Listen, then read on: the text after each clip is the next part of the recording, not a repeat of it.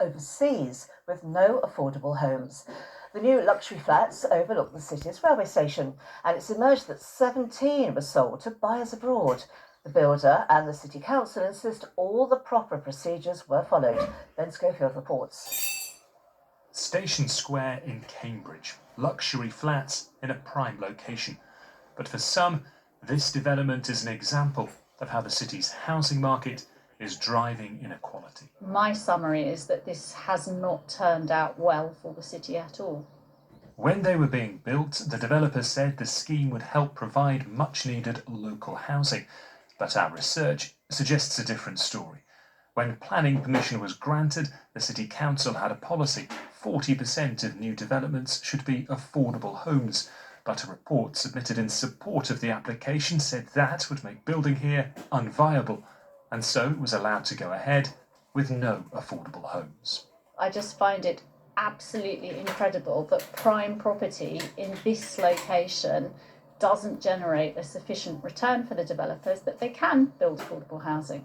We've also found that this development was marketed overseas. A brochure was produced in Mandarin, an event held at a five-star hotel in Hong Kong. And in an article about these flats, an estate agent operating in Malaysia was quoted as saying that Cambridge offers excellent capital appreciation and strong rental yields for property investors.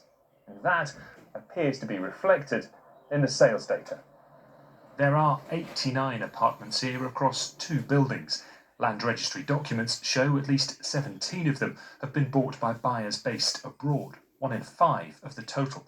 Another 10 appear to have been bought by 2 different property investment companies. People of my generation could afford to buy a property on relatively modest salary, and I'm afraid that's just not possible for young people in Cambridge anymore. Earlier this year, Duncan and his girlfriend were looking to rent their first home together.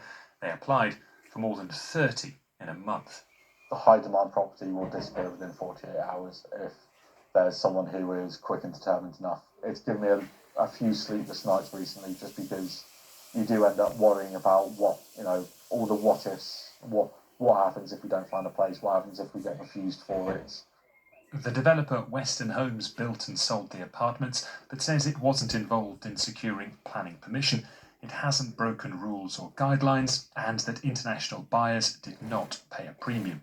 Cambridge City Council says it hasn't seen evidence overseas property sales are causing prices to rise, that it followed national planning policy requirements, and that 37% of new homes recently built near the station have been affordable. Ben Schofield, BBC Look East.